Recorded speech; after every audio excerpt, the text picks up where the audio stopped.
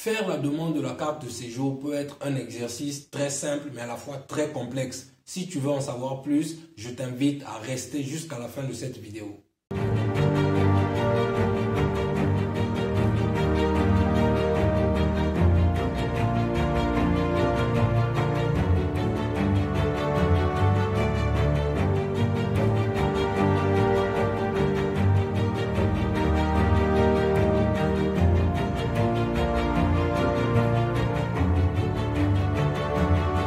Bonjour les amis, si vous me découvrez pour la première fois, je suis Arel Venus, étudiant et entrepreneur, résident en Turquie, précisément dans la ville de Karabük. Je suis également fondateur de Venus Global Academy, qui est une structure qui vous accompagne, vous assiste et vous oriente également dans vos démarches d'études à l'étranger. Nous sommes désormais en partenariat avec Begou Corporation, qui est une structure qui vous assiste également dans vos démarches d'études à l'étranger, notamment en France, en Grande-Bretagne, en Allemagne, au Canada et en Australie. Donc, pour celles et ceux qui veulent parfaire leurs études à l'étranger, n'hésitez surtout pas de me contacter à travers mon numéro WhatsApp que vous trouverez en description de cette vidéo, mais également à travers le site web de Begou Corporation que vous trouverez en description de cette vidéo. Et pour celles et ceux qui veulent venir ici en Turquie, j'ai conçu un cadeau pour vous qui s'intitule « Les 5 bonnes raisons d'étudier en Turquie ». C'est un document PDF que vous pouvez d'ailleurs lire en maximum 5 minutes pour vous permettre d'avoir de plus amples informations sur la Turquie, notamment le coût des études, le coût du loyer, le coût de la vie et toute autre information basique à savoir sur la Turquie.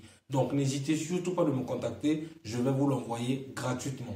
Alors dans la vidéo d'aujourd'hui, je vais vous expliquer, je vais vous donner les pièces qu'il faut pour pouvoir composer votre dossier et obtenir votre carte de séjour. Donc je vais vous donner les pièces qu'il faut pour pouvoir composer ou pour pouvoir faire la demande de votre carte de séjour.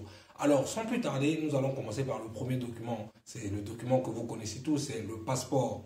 Donc, vous devez avoir votre passeport pour pouvoir faire votre demande de carte de séjour. Et vous devez également faire la copie de votre première page de passeport, la page où il y a toutes vos informations. Vous devez faire la copie de cette page et joindre dans le dossier. Vous devez également faire la copie de votre page où il y a votre visa. Parce que quand vous arrivez à l'aéroport d'Istanbul, on vous met le cachet d'entrée sur le territoire. Donc, vous devez faire la copie de cette page-là et joindre également à votre dossier. Vous devez également avoir un numéro de la Turquie. Vous devez acheter une SIM et avoir un numéro de la Turquie pour pouvoir faire votre demande. Et vous devez également prendre rendez-vous en ligne. Alors, la prise de rendez-vous en ligne est un peu compliquée parce que si vous êtes nouveau, ça va être complexe pour vous parce que le site de l'immigration est soit en anglais, soit en turc. Mais même en anglais, si vous ne connaissez pas, c'est très compliqué de pouvoir faire la demande. Même moi qui vous parle, j'ai eu du mal à pouvoir faire la demande. Donc, j'ai été assisté par quelqu'un d'autre qui m'a aidé à pouvoir faire la demande de mon rendez-vous. Alors, la prise de rendez-vous se fait en ligne sur le site officiel de l'immigration. Donc, dès que vous prenez votre rendez-vous, il vous sera envoyé directement dans votre boîte mail un PDF avec toutes les informations concernant les pièces que je suis en train de vous citer là, qui seront mentionnées, que vous devez fournir. Donc, après avoir pris votre document du rendez-vous, il y a également la taxe que vous devez avoir. La taxe, c'est quoi? C'est un document, je crois que c'est la taxe d'habitation. C'est un document que vous devez acheter ici. Je pense que ça coûte entre 350 et 500 livres turcs. Bon, je n'ai plus le montant exact parce que vous savez que la monnaie turque est une monnaie qui fluctue beaucoup. Donc, en tout cas, il y a la taxe d'habitation que vous devez acheter. C'est entre 350, je pense, et 500 livres turcs. Et en dehors de la taxe d'habitation, vous devez également acheter l'assurance. L'assurance également est entre 350 et 500 livres turcs par là. Encore une fois, ce sont des montants qui peuvent fluctuer en augmentant parce que la monnaie turque est une monnaie qui fluctue très souvent. Donc voilà. En dehors de l'assurance, vous devez également avoir le contrat de votre maison. Parce que quand vous arrivez en Turquie, la première des choses, c'est de trouver une maison. Une fois que vous aurez obtenu votre maison, vous allez notarier votre contrat. Une fois que vous avez notarié le contrat, vous prenez la copie de votre contrat notarié et vous le joignez également dans votre dossier. En dehors de votre contrat notarié, vous devez également avoir une facture de votre maison. Alors, qu'est-ce que j'appelle par une facture? Quand vous prendrez votre maison, vous devez aller ouvrir les charges. Donc, l'expression ouvrir les charges veut tout simplement dire faire les abonnements de votre maison. Donc, l'abonnement de l'électricité, l'abonnement du gaz et l'abonnement du Wi-Fi. Mais ici, la facture qui est très souvent demandée, c'est la facture de gaz. Donc, vous prenez la facture de gaz, vous joignez dans votre dossier. Et en dehors de la facture du gaz, il vous faut également joindre 4 photos format identité avec fond blanc. Donc, 4 photos avec format identité fond blanc, vous joignez dans votre dossier. Et il y a également un document qu'on appelle le Öğrenci Belgesi. Öğrenci Belgesi. Öğrenci, déjà, c'est un mot turc qui veut dire étudiant.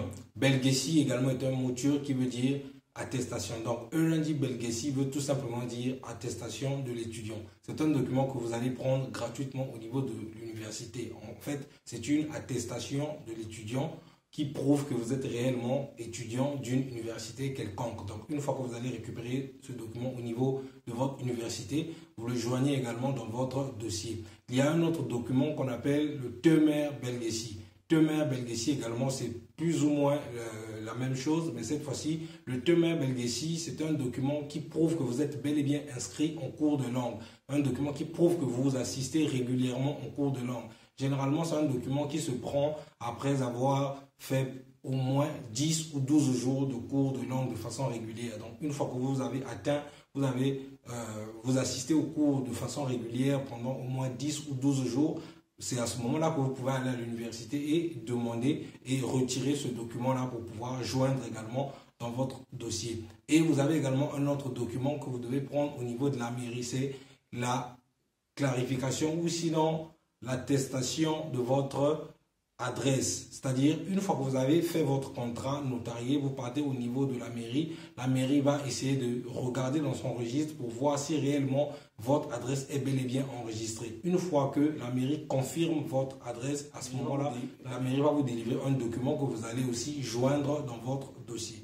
Voilà les documents qu'il faut pour pouvoir faire la demande de votre carte de séjour. Et la demande de carte de séjour, si c'est pour votre première fois de faire la demande, une fois que vous avez joint tous les éléments, vous allez déposer à l'université. Ce qui est sûr, c'est que si c'est votre première fois de faire votre demande de carte de séjour, vous devez déposer tous ces documents-là au niveau de l'université et c'est à l'université de pouvoir transférer vos informations au niveau de l'immigration. Et une fois que vous avez déposé votre dossier, donc il ne vous restera plus qu'à attendre votre carte de séjour. Alors, quelque chose de très important que vous devez noter, c'est que la demande de votre carte de séjour doit se faire avant l'expiration de votre visa.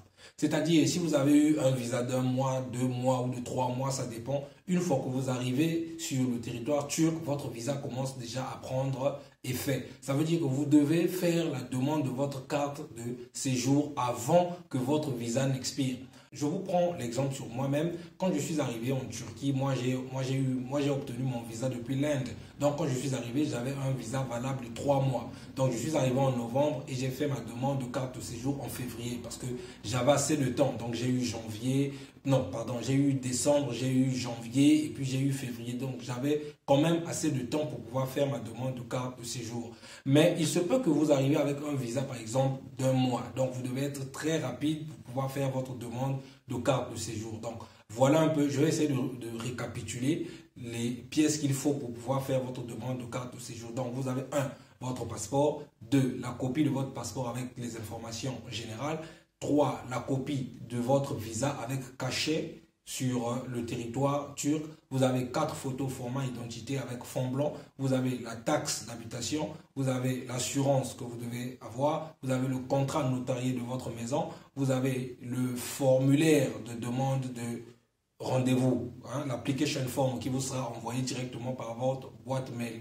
Et vous avez également la facture de gaz de votre maison. Öğrenci Belgesi, Tömer Belgesi et l'enregistrement de votre adresse au niveau de la mairie. Et tous ces documents-là, toutes ces pièces-là, vous les joignez et il y a une chemise cartonnée appropriée ici qu'on achète dans des librairies, dans des bookstores un peu par-ci par-là. Vous achetez cette chemise cartonnée-là, qui est, je pense, rouge bordeaux. Vous achetez, vous joignez la chemise et vous partez déposer à l'université en fonction de la date de rendez-vous qui vous sera attribuée. Donc, voilà un peu comment est-ce que vous pouvez faire la demande de votre carte de séjour. C'est assez simple quand même, surtout lorsque vous êtes assisté par une personne qui est ici. C'est beaucoup plus simple. Voilà un peu comment vous pouvez faire votre demande de carte de séjour. Alors, si vous avez aimé la vidéo, n'hésitez surtout pas de la liker, commenter, partager parce que vous êtes sans ignorer mon objectif, c'est de toujours édifier au moins une personne à chacune de mes vidéos. Donc, si celle-ci vous est utile, ne la gardez pas pour vous seul, partagez-la autour de vous afin qu'elle atteigne le plus grand nombre de personnes. Quant à moi, je vous retrouve très prochainement pour une prochaine vidéo. Ciao, ciao.